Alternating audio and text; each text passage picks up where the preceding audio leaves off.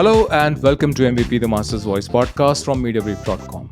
I'm your host and friend Pavan R Chawla, and I am truly delighted that in this episode of our award-winning series, I have somebody who is one of the finest minds, very incisive, enormously experienced, and today rolling out a slew of services through his excellent company, which is truly empowering the media and entertainment space with the one most important thing, which is analytics and measurement.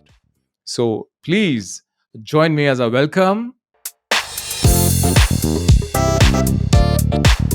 Pankaj Krishna, founder and CEO of Chrome DM Analytics and Media. Chrome DM in short, and that's what I'm going to call it.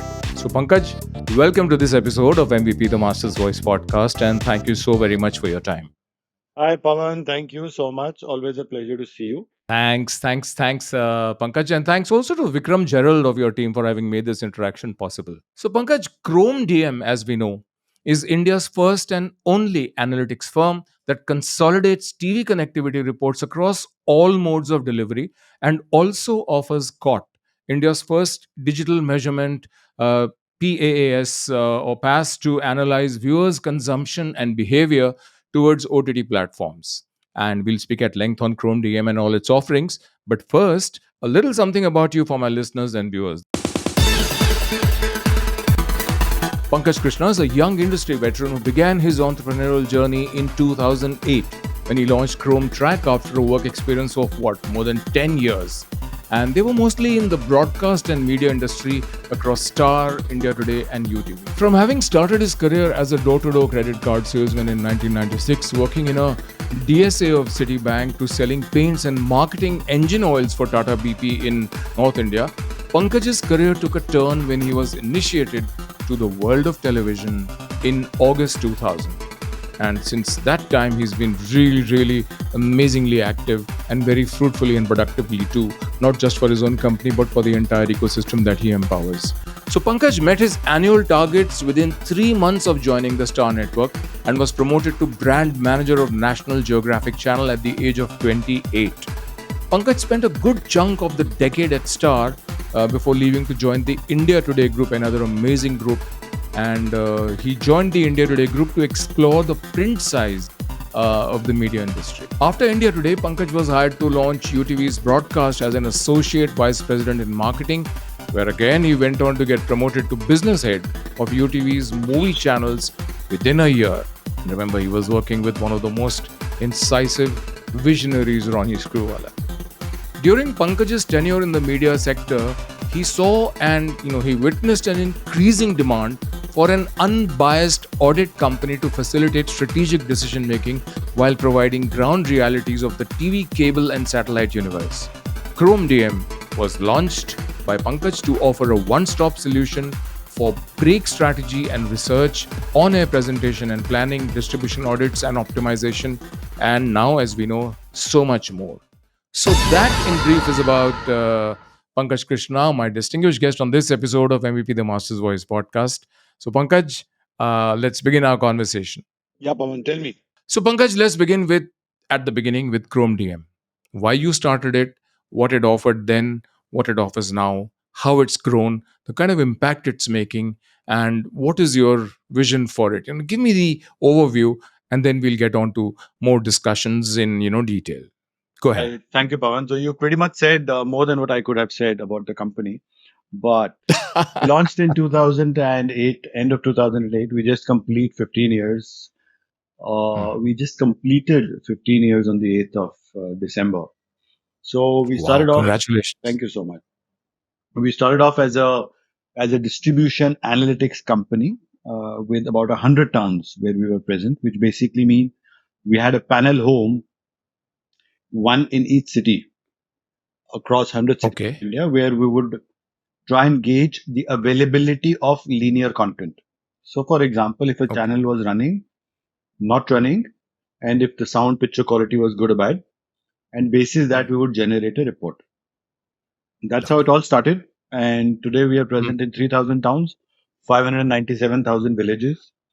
We are collectively three companies. No, we are now four companies and one firm. We are a family of 600 people, 650 people approximately, full time working under The parent company is Chrome DM. From Mm-hmm. distribution audits and analytics, we moved to, as you rightly said, COT is one major breakthrough. COT is nothing but Yeah. Chrome Oh, Wave. absolutely. Yeah. And we cover exclusive stories on COT every week, and it really helps the industry. Yeah. Sorry, I interrupted. Go ahead. Please carry on. A lot of people read that. I met a Bollywood producer. I won't name him, but he was mentioning MediaBrief. That's where he gets his weekly dose of COT, and he eagerly looks forward to see if Okay. any of his content has made it there. And sometimes it does do make Lovely. it there, so he continues to read that. So now we are with COT, and COT is basically a digital. It's a platform as a service, and what COT does is it captures data from Mm.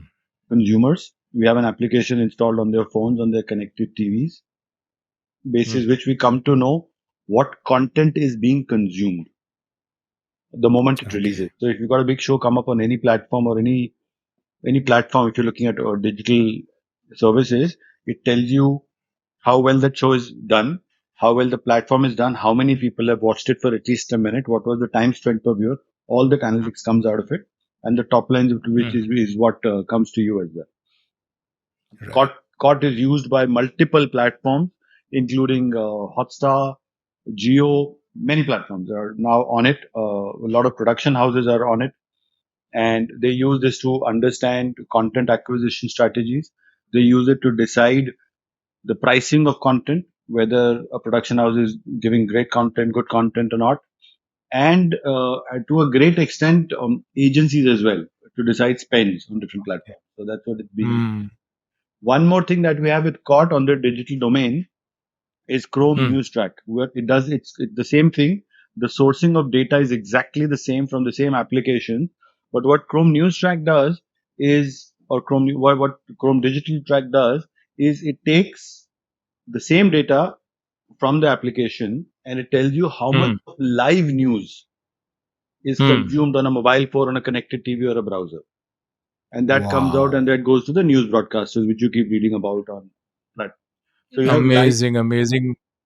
sorry. So you have live data for OTT and you've got live data for news platforms, and we are gradually doing live data for GECs as well, which basically means you've got a Star Plus Excellent. or a Colors being consumed outside of the cable and satellite broadcast. If it's consumed on digital, then exactly who's watching it, who's not watching it. Now the question is, why is that important? Cable and satellite at this point in time stands at about 726 million individuals. So amazing growth in these 15 years. You just completed 15 years on the 8th of December, Pankaj. And really, sincere congratulations to you and your team of what, 650 odd plus people working directly under the parent company. Really wonderful. And the services that you're providing are very, very good because we are still, especially in the digital space. Yes, I mean, you have the Shareablies, you have the others, you have the YouTubes and the rest of the panels, but you actually have your own setup which is really vast, which is really well spread and extensively covers live consumption across OTT, which is a non-measured space. I won't say under-measured space, right? Therefore, I just want you to tell me what are the numbers like in the marketplace which augur so brilliantly well for digital measurement of content. So if you look at the top lines Mm. of television vis-a-vis other mediums, television stands at almost 70,000 crores, right? Mm. Digital is hitting, it's almost there, 67,000 crores.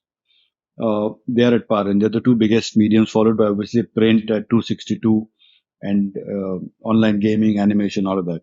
It's a $2 trillion rupee economy. The biggest two players being digital and television.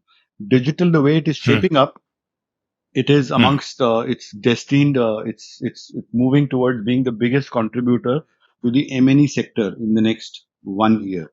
That makes it imperative Mm. to measure. Two, which is very important, TV stands at about almost 35,000 crores or 35,000 crores of advertising revenue. Digital Mm. alone has crossed 45,000 crores on advertising. So, in Wow. terms of an industry, digital is headed to become the biggest ahead of television. But in terms of Mm. advertising revenue, digital stands to be the biggest contributor to the advertising ecosystem. As a result of which, the Okay. monies are moving from TV to digital or from print to digital or wherever. But digital needs to be addressed. And why it needs to be addressed? Because it is the same content. It is the same feed that is consumed digitally. And hence it becomes Right. more important for advertisers to understand whether they should be investing the same money on the linear feed or the cable and satellite feed or a digital feed. That's broadly why it is so important. Lovely. In fact, during Goa Fest, the last Goa Fest, you had this wonderful presentation where you spoke at length about CTV, connected TV.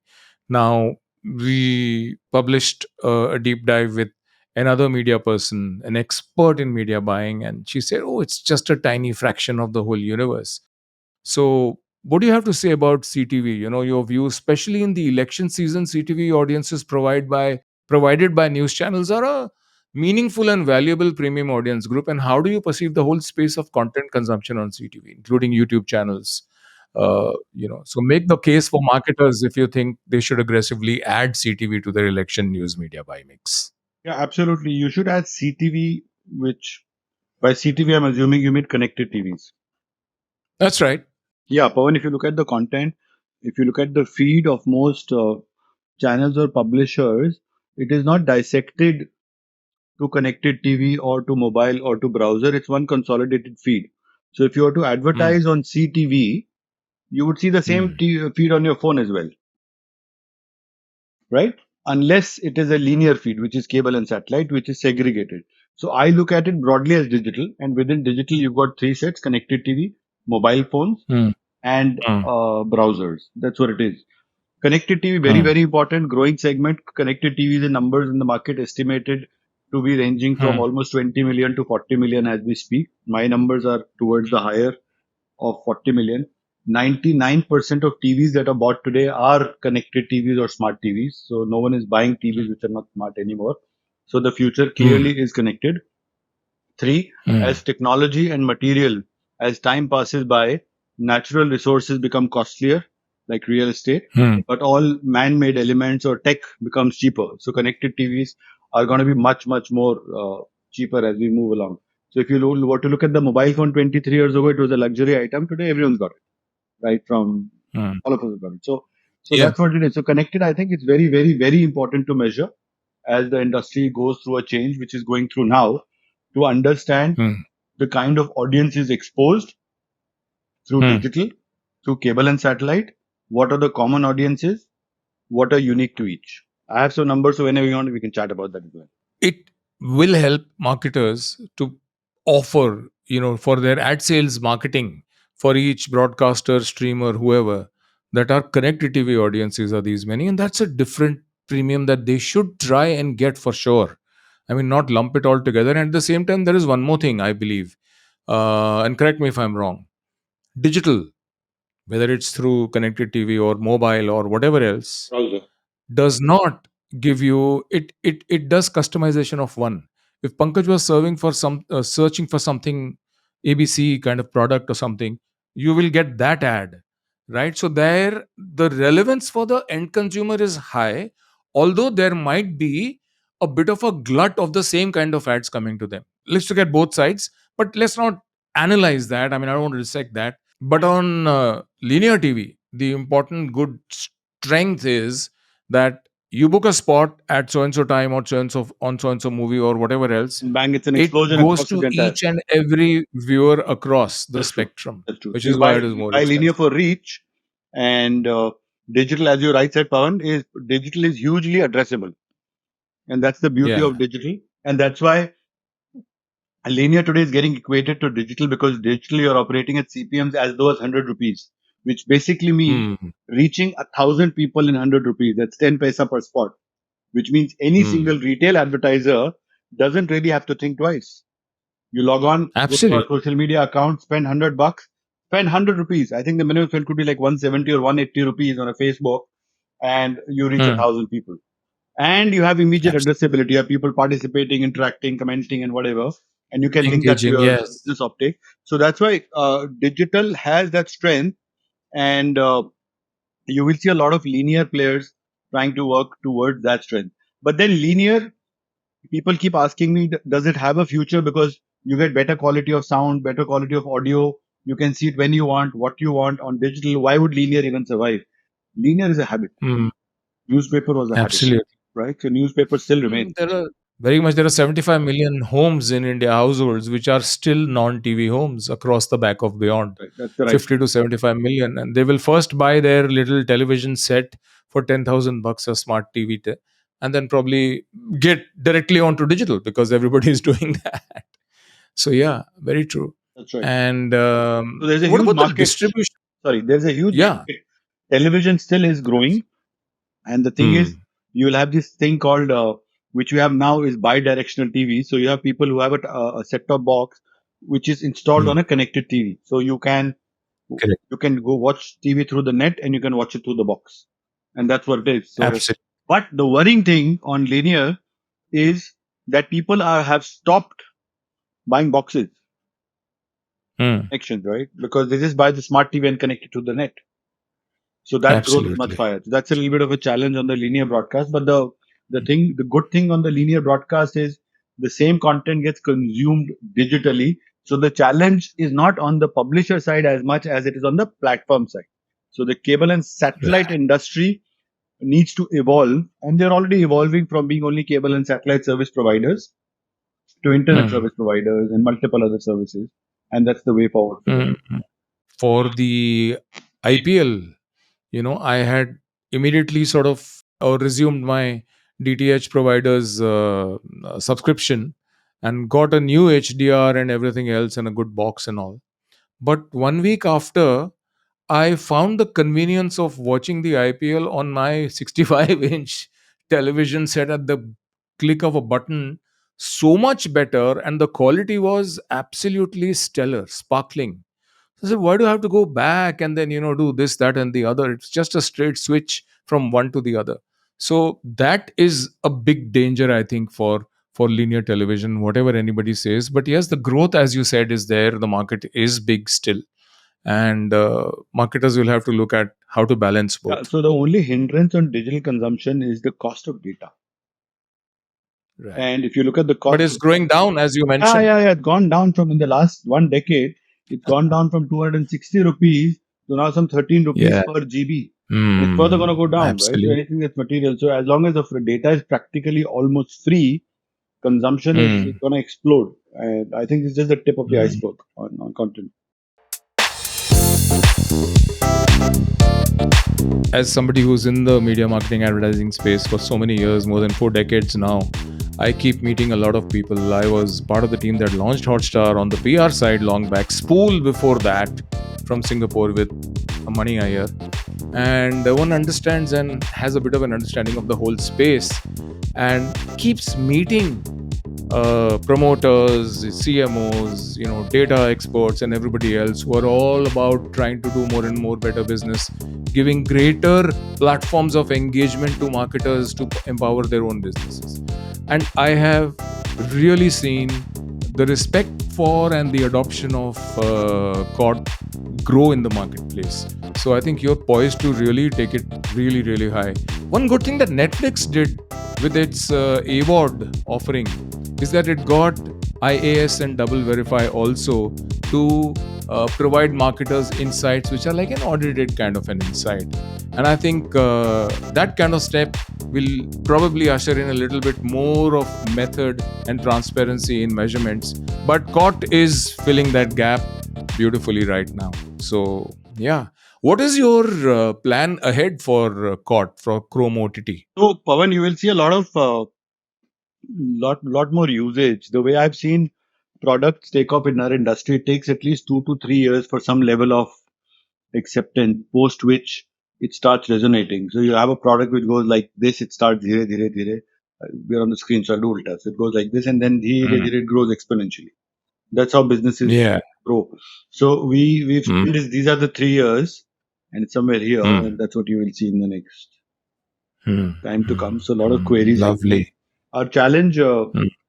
because Chrome Track, from whatever limited experience I've had over the last 15 years, we've had practically every single guy, every Mm. broadcaster, channel, in the country network is been on Chrome Track, or is most of Hmm. them are, but everyone has been on it. And this Hmm. eventually ends up becoming an industry funded. Though initially it starts off with us funding it, but then eventually the industry takes over, right? So our challenge is to Hmm. ensure that we maintain parity across all the clients, ensuring that there is Hmm. no human interference whatsoever Hmm. in reporting of Hmm. data, because that's a huge ethical and a moral pressure that falls upon us. My job is to ensure that everything is automated and there are systems and Hmm. checks in place to ensure that whatever comes out is system driven and there is no level of Hmm. human tampering. Since we are speaking of systems, I'm sure you must have a real solid tech platform. So, is it your own platform? Is it some kind of licensed thing that you're using? I guess it has to be the former. No. Everything is owned by us. Yeah, you are right. Everything is owned, developed in house, and developed with. We have tech partners, with tech companies who work with us in Delhi, in Noida, Bangalore. We've got some Hmm. outside as well. So Hmm. we've commissioned a lot of work with them over the last, ever since inception, last 10-15 years, and we own the IP to everything. The only thing outsourced, and that too partly, is our server space with AWS or wherever. I don't know. We use AWS, Okay. right, to a great extent, but we've got our in-house servers as well. So a lot of data that gets logged in for some very for aspects that need great speed are right here in the office. So we've got our own servers room there. Oh, lovely. What kind of fail safes do you have? Heaven forbid that you ever need a fail safe to step in, Faith, backup if I steps. mean, we got tech, everything is like backed up. Pawan. So there is, abhi tak to aise, we've had a little bit of challenges, but the biggest fail safe that you need is for a team. So if one guy goes, you need to make sure there is someone standing behind him. So that is already there. Tech is sorted. It's the challenge with all Right. businesses is people, and running this company with so many people involved in so many processes. So I'll Hmm. explain to you what happens is when you run an Hmm. assembly line process, Hmm. the chances of getting shafted are huge, because if one guy in the assembly is missing, the entire thing goes for a toss. So I've Right. consciously made sure that I don't create an assembly line process. I've got a team of entrepreneurs. Everyone is an entrepreneur in their own right, which means if one Hmm. guy is not there, the other guy knows his job equally well and he can double up. Hmm. Put it very broadly. So Hmm. it is not an Hmm. assembly line. It is everyone does everything. So this one guy talks to the client. This guy, one guy, same guy instructs the backend. He validates. He's educated on legal contracts. He knows sales. Hmm. He knows so many things. So, Hmm. so one important thing: all salespeople have been educated on understanding, reading, and approving legal contracts. So that Lovely. means, so the client, you got a contract, then you won't be sitting 1 week for the guy in the legal chair saying, sorry, this is rejected and this is approved. He does Hmm. it on his own. Absolutely. Absolutely. Okay, let's look at live OTT content reports on consumption, news, and GEC. You, like you said, whether it's on content acquisition, whether it's on planning ahead, strategy, evaluation, from the broadcaster or streamer's point of view, right? What you give as services, different streams from your major vertical of a court or a whatever else, helps them. So, what are the specialist specific streams within, say, a COT panel that any subscriber can take out insights and analysis from the data? Or I are don't have. there, okay, for the second level, if you want to look at only what one genre is doing and how it's doing and which title did well, or on news, which content did well and what kind of content does well, etc., etc. So, is it a flat, full basket that you give them in the service, or are they kind of uh, tiered in pricing? No, it's got everything in it. So there, I think there is a tier in Oncourt, which is basically a basic service, and then there's a premium service.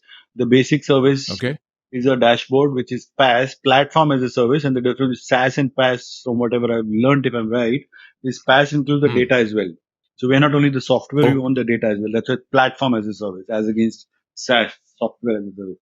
So what the PaaS does is it Oh. tells you every single insight that you need to know about your platform and Hmm. competition, which shows are doing well, Hmm. which platforms are doing well, how many downloads, how many views, and you can Hmm. dissect that by demographics and geographies. So you know exactly there's a Mirzapur did so well in UP but did bad in Maharashtra, in which TGs, who Hmm. watched, who didn't. So all forms of analytics you can get. You can trends over the years, over the months, saying Mirzapur went up and so we came down. How many people are watching? All of that. So this works for the platform themselves to validate the data, and it works for the platform to validate competition data. So all levels. Premium level that you mentioned about would also include. We've got a one client. They also do a lot of consumer research. We've got a third division, by the way, consumer research. So there is new media, traditional Oh, media, and consumer research. Consumer okay. research is like any other research company globally. We do quali, quantity, and multiple surveys and primary research surveys. The backbone remains the same. So a lot of brands Hmm. on OTT also do consumer research before commissioning content or before releasing a Okay. Yeah. promo, and we run that past Hmm. 100,000 people. Hmm. Uh, so our Hmm. USP here in this case is the fact that we can do some 30, 40, 50,000 responses in less than 24 hours on our own. Hmm. We just flash it on the application, which is installed on a panel of some 300,000 people. Out of them, some 30, 40, Hmm. 50,000 would respond immediately. So in a day, no one Hmm. can give that kind of a feedback. Hmm. Saying like it, love it, Hmm. hate it, and why. Correct. Pankaj, 15 years for the with the company, and before that, since 1996, you've been on your feet as a young professional, right? And a huge amount of that time is as a specialist, super specialist across a wide and deep space in media and entertainment. So, people keep talking about the OTT, cord cutting, everything happening, but not a single OTT platform is has broken even and is making money, especially on the capex side. One or two might be doing it on the opex, on subscriptions and all, but it is still a very weak, sickly little calf which is nursing on the mother. And there are two kinds of OTT platforms in India. One category is the international ones, backed by like a Netflix and Amazon Prime, for instance, and now to a small extent Lionsgate, which is got some great content. I like it, but how it's doing is a different thing. And then the other kind is the broadcasters and their own little, OTT platform babies, which Sure. the broadcasters, the linears are pushing. Why are they not making money? And how much time do you think, as an expert in the space, right? How much time do you think they will take to sort of break even and start making money? One, and what should they do to try and do that? Maybe obviously one is to cut the costs, because only the big producers have made and laughed their way to the banks. But what else? I mean, just take this whole thing together. I rambled a bit, but tell me. No, what you said is right. I was at Ficky Frames and I happened to be on the other side of the table. I was the moderator and we had heads of, I think, five OTT platforms. So I asked Hmm. them into the eye and asked all the five of them, does anyone of you make money? So none of them responded. None of them responded. इसमें challenge है. The Okay. problem is when you get competitive, then it's now a question of survival. Now I'll give you some very interesting statistics of why we don't make money. India has Tell me. 45. This is okay. I'm sharing this with you, so it's never discussed before. India has 45 platforms. Globally, there are 139 as we speak. So broadly, 35% of the platforms of global is India. We have 45. Global has 139. In terms of Hmm. paid subscribers, we have about 100 million. Globally, there is 1.3 billion. So we have almost 10% of the paid subscribers. So the count of platforms is 35%. The count of subs is Paid only is 10%. And now it gets very that. interesting. The revenue of all platforms put together, SVOD, AVOD, or TVOD, comes to almost $2 billion in India. Okay. Globally, the number is $117 billion. So that is less than 2%. So let's give a perspective. Alarming. Hmm. 30%, 35% platforms, 10% subscribers, 2% revenue. Two. Good Right. So Lord. one, the Yeah. platforms are too much competition. So when you're obviously competing with each other, then Hmm. the break-even point keeps get extended from a year to 3 years to 10 years. And that is Hmm. what is happening. And people are waiting, very crudely put, people are waiting to see who blinks first. So it is going In on. fact, to my maybe belief more and less of knowledge here, people say knowledge and belief, I'll say to more of my belief and less of knowledge. I think Netflix is the only one in India which is sort of breaking even, making money on the subscriptions alone. Okay, and the point that I want to make is that I think about 5 6 years ago, Netflix, there was a report, it just wrote off $20 billion on content costs, because it keeps on refreshing content, buying, acquiring, licensing, pushing it out like nobody else's business. And if you say that, okay, one great show, uh, 14 episodes, or that's a long season for a web series, say 10 shows, 12 episodes, or 8 is huge and it got such fabulous numbers, but the next one is going to come after about 8 months. So suddenly there is heightened appointment viewing, and nobody really there. I mean, what kind of loyalty can you expect on a platform which doesn't have enough to keep on pushing like a Netflix does, suggesting content to people and different kinds, and it's like a bottomless pit in terms of good content. So unless that investment is there, I don't think whatever anybody tries to do is not going to happen. So maybe Geo Cinema on the free content and all the fabulous cricket and other sporting properties that it has, I think nobody else has anything left with them, is going to really really go out and strike it out and do well. But what do you think? No, your answer, Difficult, right? your question is the answer. So you've said it right. So What were the top trends in 2023 in media and entertainment? Sorry, it's like a platitudinous, question, templated one. But, and what do you think is going to be crucial for marketers and media buyers and M&E professionals? Give me the good, bad, and ugly of last year, and what you look forward to in this coming year. so leave the numbers aside. Numbers is one angle to it, but when it comes to media and entertainment, the product is the content, and I think that's what Silly. for itself. Sony Well said. Live, for example, exploded and did very well and is on a very high recall, primarily owing Absolutely. to Scam 92 and some, they've got this one or two big shows that gave them the thing. Netflix obviously had the first mover advantage, but Netflix started Hmm. it all with Sacred Games. And now you've Yeah. got Prime Video again on high recall. You've got The Family Man and a couple of big shows that happen Sure. on Mirzapur. So the recall Hmm. depends. Everything depends primarily on getting the content right, and that's all it is. And once you've got the content right, Hmm. everything else oscillates around it. But then again, it's a bottomless pit, as you said. How much and how The often are you investments required. Yeah. refreshing that very content? So Netflix has got the deep pockets. They've got global amortization of costs. But again, Hmm. if you're looking at specific Hindi content, Hindi, how much of the Indian diaspora can offset the costs outside of India is a Hmm. big question mark. And Hmm. that Hmm. is a challenge that remains for all content. So as far as the challenge Hmm. is concerned, I think challenge is getting the right content. And unfortunately, or fortunately for the content creators, or for if you want to call the stars, we are a Hmm. very clannish kind of a society. So if one show does well, or one star does well, then he is the star and that is the show. That's it, right? So everyone wants to grab just that, and then you see those exponential how costs explode, and that holds for the Hmm. biggest production houses. So you can list the top three, four production houses in India. You will list the top Yeah. three, four platforms in India. You will list the top Hmm. three, four news channels in India. So it's always going to be this top three, four who will demand that premium. And the rest are always going to be standing outside the queue knocking your door. And that's why you have this Absolutely. disparity.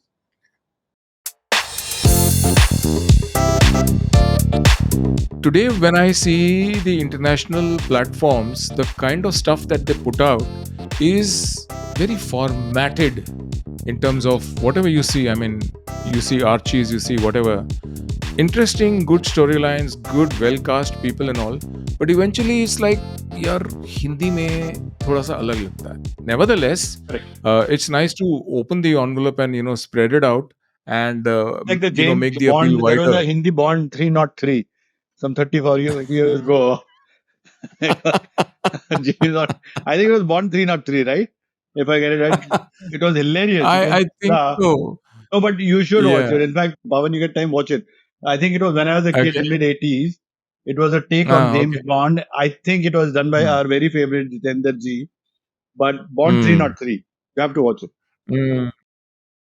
There was one Johar Mahmood in Hong Kong, which actually picked up the complete chase scene from the Golden Rendezvous. On. and just put that whole film there. You should watch the Hindi Tarzan also. The Hindi? Tarzan. Yeah. But the point I'm trying to make is that it's always about the freshness of content. But nowadays, content for the bloody heck of it, for the effect of it, gandi se gandi bhasha, bakwas nonsense in terms of what you say and how you say it. Oh, but that's the way life is. Well, then that's why people say, put a check on it, It's a two-way right? path. So there are these two sides which are battling, saying, no, we don't want content to be censored, but at least take the self censorship thing that the government has given you and be a little more responsible. Yeah, There is Pratap, stuff sometimes even I can't watch with my daughter. What is your view on that? I have a very Is strong there view. a middle? Yeah, I have a very Tell strong me, view of this. This thing called please. content self-regulation. This is like telling people to stop black money. So people Hmm. will do whatever they can to evade tax. And they've got every Yeah. guy who's got a decent lifestyle or has made a decent living Hmm. has got a chartered accountant whose primary care is Hmm. to tell the guy how to evade tax. Correct. And that's exactly what the job is. So if people won't stop evading tax for their own personal benefit, no content Hmm. creator is going to Hmm. self-regulate for his own personal loss. Right? Absolutely. Whatever gets Absolutely. eyeballs is all that people are doing. And there's a lot of content which I personally abhor. I cannot watch with my kid. I don't want them to I get exposed. love that word. Yes. A Yes. lot of Abhor. content I Yes. abhor. So Absolutely. there is one which I know for a fact, like alcohol, for example. Right? It's not that I Hmm. love Hmm. I love to catch you up with a socially for a drink, but portraying the consumption of alcohol as cool at the age of 16, I think is terrible. And you have Absolutely. idols who are talking about and living it up and all. Now the worrying thing is it's come to a point wherein when we were kids, alcohol was taboo. Someone's dad would Absolutely. drink, it would be like a gossip. This guy's father drinks. So now alcohol has become such a beautiful norm that these kids have taken it to the next level. They're smoking it up. And Correct. we're not talking about tobacco, Absolutely. right? So it is terrible. Hmm. And I think we as the industry are hugely to blame. In the interest of generating eyeballs, we are inculcating a huge threat to the society. Hmm. And as you also rightly said, it's a two-way path. The films Correct. project what is seen on ground and in reality, and what happens in reality is a reflection of what they see in movie. Absolutely. It's like a All of vicious our friends cycle are now. same for that. It's become a way of life, this. And also, I don't know, what is your view on this? I think needless resistance to, uh, showing warnings against tobacco, smoking. No, we won't. We can't. But you are in a system which is completely digitally logged. You have to show it. Yeah, but I think we're fools because I mean I saw a cigarette pack. It also says not only पहले warning था अभी तो उसमें लिखा है it kills. It literally Hmm. says this pack will kill you. We still carry Correct. it and we still smoke it. Right? So man is a fool. Hmm. And I think this warning is just a lip service. Humans will continue to do what they enjoy doing. What I think works more is the reverse selling process. When you tell a kid that this is bad for you, Hmm.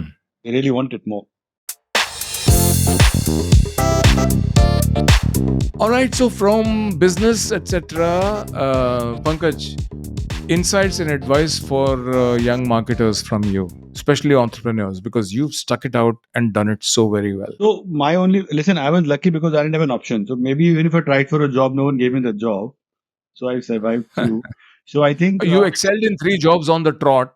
Okay, one for 10 years, then UTV, before that, another one. And you said nobody would give you a job. All right, now tell me the so truth. Forget this being sort of self effacing. no. Good So advice so for young entrepreneurs. what is very important is it's very important. My ex boss, also said it, and we realized it's so important to be hungry. Yeah, Hmm. it's so important to be hungry. If you're not hungry, you will really not do anything in life. I love And Rashmi Bansal's title, Stay Hungry, Stay correct, Foolish. Everybody correct, uses it correct. and it's absolutely perfect. So we've been so hungry. We've come out from very modest backgrounds, and we like to live a modest Mm. life. We still get a kick when we get exposed to material pleasures. We still get a kick. Mm. Sitting in a nice Mm. office, feel good if you got a air conditioner running and it's dusty outside, it's warm outside, there's no power and you've got a power backup in your office. So these small things to us are very big. My advice to Mm. entrepreneurs is purely to be hungry, and timings are such that what you want will not Mm. happen when you want it, but it will Well happen. said. But it will happen. Sure. When you're waiting for that thing to happen, it won't happen. And by the time its turn comes to happen, you would have walked away. Okay, so you're saying hang in there. Yeah, hang in there, because if you really want something, it will happen. And the success is only about matching of the timings. If you're really slogging it to achieve a goal, keep continuing. Mm. But don't, if you're thinking that call will come to you tomorrow morning, it will never come to you tomorrow. It might come to you after a month, Abs- but you need to be there to take absolutely. that call after a month. And rest is all Mm. about skills, knowledge, and attitude. So very basic. I'm sure people have learned in the preschool as well. But you need to have a good skill set. So as an entrepreneur, you have to have a good skill set to guide people, to be able to do things yourself. You have to have the attitude of doing whatever it is. You shouldn't have the ego saying, "Oh, I used to do 20 years ago. Why will I do it now?" Of course, you're going to do it for the rest of your life. Yeah, if it's making you money, why not? Right, right, Right? right. So there is no. Wonderful, wonderful. I have a friend of mine who's a very one of the biggest real estate guys, and he's helped me acquire some real estate as well, and he does well in Delhi NCR. So he tells Hmm. me that, I do exactly the same thing that I used to do 30 years ago when I started out. Wow. Still does that, mediating transactions, and he makes tons of Hmm. money, but he still does the same thing, and he still has the same frustrations, the same gaps, and all. Obviously, he's grown from X to a billion X, whatever, literally from X to a million X. Like, he's huge, but he does. Lovely. There are certain that you really can't expect that you become God. You can't. Absolutely, absolutely, absolutely. So, after so many years of experience and so many learnings and lessons and insights from all that you've done and seen happening, you've given us this advice. But when you were a youngster, just starting out, okay, young professional, who were the most important influencers for you, the mentors who shaped Pankaj Krishna's approach to entrepreneurship, situations, even life? Tell me about them, like a thank you to your important mentors, if you So wish. lots of important people, lots of people to learn with. I think I learned a lot from whatever limited exposure I had to from Ronnie. But before Ronnie, so Ronnie was much later on, but Ronnie had this magical capability of compartmentalizing his mind. Right. So which basically means you got a movie launch, you got some funding happening in the US, and you've got a crisis happening on your television business, and someone has banged your car. So he would not let either of the four interfere with the other. So when he would go on the movie business, he would be there. And when he came to the guy to fix the car, he would be there. And so Wow. that's amazing. And we as humans have this challenge of one problem overshadows everything else. Right. So that's one thing that I learned. Right. I tried to learn from Ronnie. I still haven't learned it, but Mm. whatever little I could.